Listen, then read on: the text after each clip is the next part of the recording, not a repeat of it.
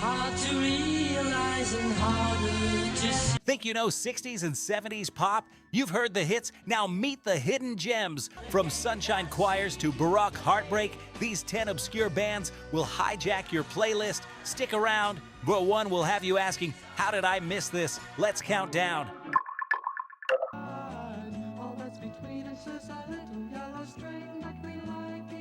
If Sunshine had a choir, it would sound like The Free Design. 3 siblings stacking harmonies like stained glass, singing about everyday joy with a soft psych shimmer.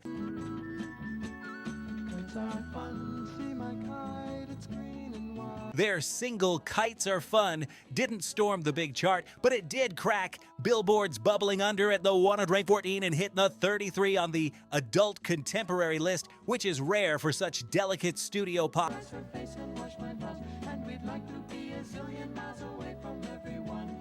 Why They Matter, they proof that light doesn't mean lightweight. Their chord choices are crafty, their timing tight, and the melodies sneak into your head for days. The clean, bell-like vocal blend,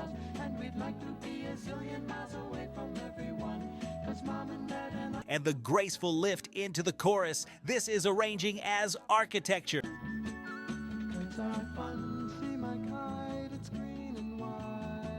Question, do you hear them more as a cousin to the Beach Boys' softer side or closer to Baroque vocal groups of the era?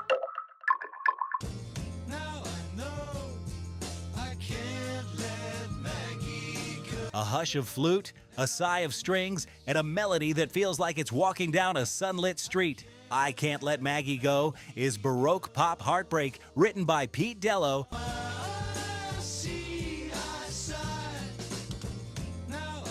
And it was a real hit in Britain, peaking at number 8 on the official UK singles chart in spring 1968. Why They Matter. Honey Bus show how restraint can be dramatic. She flies like a bird, oh me, oh my. Instead of big choruses and loud guitars, they lean on air, space, and a melody you can hum in your sleep. The flute figure that threads the verses, it's the emotional hook as much as the vocal.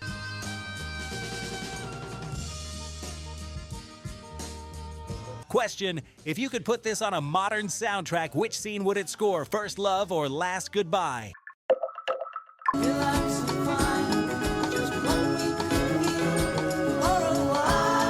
Kurt Bucher's studio pop dream team built a Technicolor palace called Begin, a cult classic that critics praise now, even though it didn't chart at the time.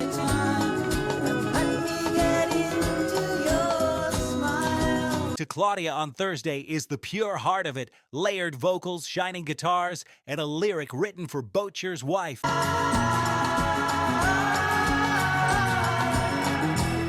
Why They Matter, they stretch Sunshine pop to its limit, complex, bright, and ambitious without losing warmth. The way the harmonies bloom and fold, like Pet Sounds' optimism filtered through late 60s Los Angeles.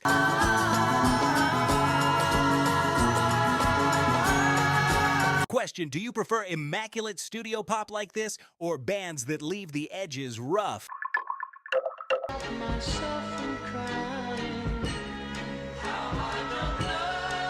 A Gary Usher project with Beach Boys DNA all over it, and a surprise left turn, the single hits with velvet harmonies, and then a strange mid-song collage.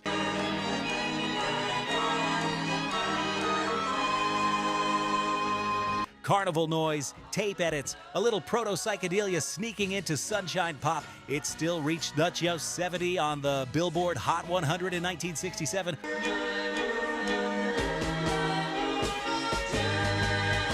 Why They Matter, Sagittarius show how pop can fracture and still feel sweet. The beauty and the weird sit side by side, that tape-spliced break.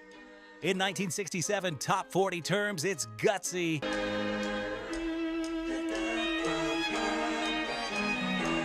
Question, would you have kept the experimental break for the album version or trimmed it to chase radio?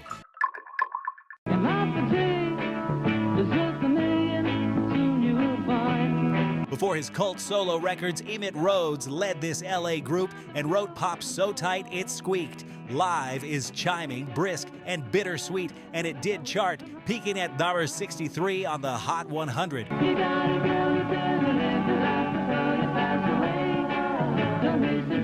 Why they matter. They bridge British invasion sparkle and California craftsmanship, pointing directly toward the power pop boom that followed. The guitar jangle and Rhodes' easy, tuneful phrasing. Economy as a virtue.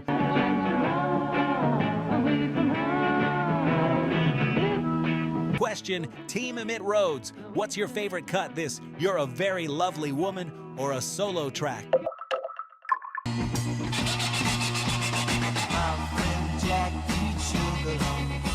3 minutes of fizzy freak beat psych with a sugar cube wink. The BBC banned it for drug references, which didn't help at home. UK peaked NAR 45, but Europe got the joke. It hit number 2 in Germany.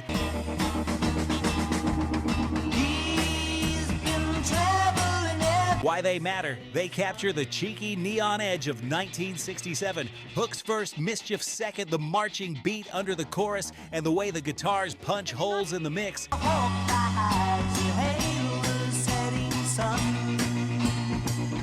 Question, does the band make it feel more dangerous or just more legendary? To realize and harder to see and harder. Apple scene adjacent and heavy on atmosphere, Grapefruit launched with this eerie little letter.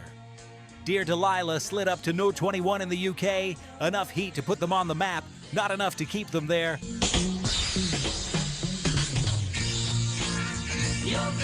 Why they matter. They're a snapshot of London's late 60s crossroads, string-touched pop looking over the fence at psychedelia, the close, almost whispered vocal, and that restless string tension. It's hard to realize. Question, which Apple Orbit band do you think should have broken bigger, Grapefruit or Badfinger?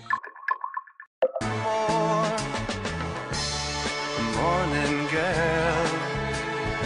Orchestral pop with Nashville players believe it. Composer Tupper Saucy and singer Don Gant rapped a chamber ensemble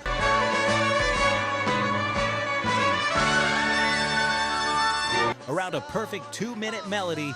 The result reached the Oshiyaka 17 on the Billboard Hot 100 and climbed even higher in Canada. Than they were before. You know love is. Why they matter. They prove you can scale pop-up without losing intimacy. Small feelings, big arrangement, the way the strings answer the vocal line, call and response without words. Put your dreams away. Question, if you love this, would you want a full album of orchestral pop, or is a single the perfect dose?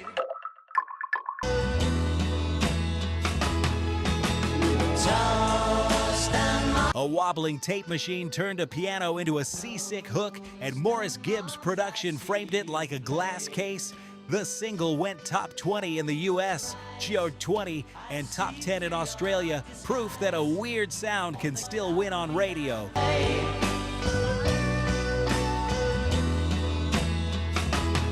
Why they matter. They're a reminder that accidents make classics. One wrong elbow on a tape deck, and boom, you've got a signature, that woozy intro, and the way the vocal sits inside the wobble.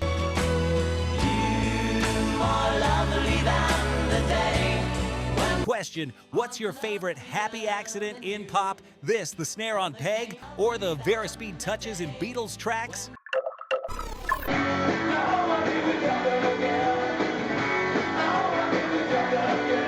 Before Blondie turned it into a UK top 5 hit, Jack Lee's song was a bullet of pure power pop. 2 minutes, no waste, all urgency.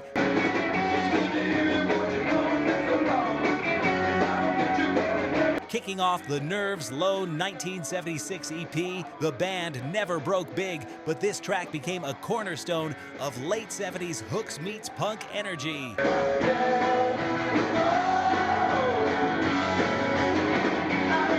Why they matter. They connect the 60s melody obsession to the 70s nervous snap. If you love Big Star and the Ramones, this is your bridge. The staccato guitar figure under the verse and how the chorus hits like a locked-in drum fill.